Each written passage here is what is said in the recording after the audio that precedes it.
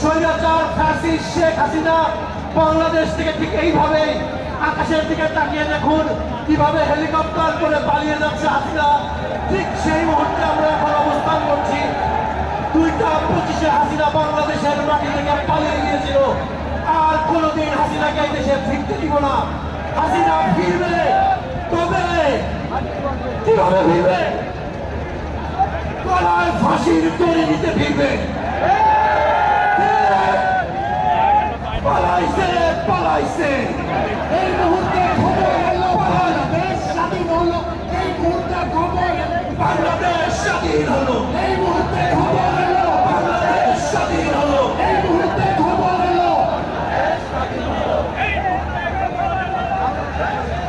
পালাইছে রে পালাইছে শেখ হাসিনা। পালাইছে রে পালাইছে পালাইছে রে পালাইছে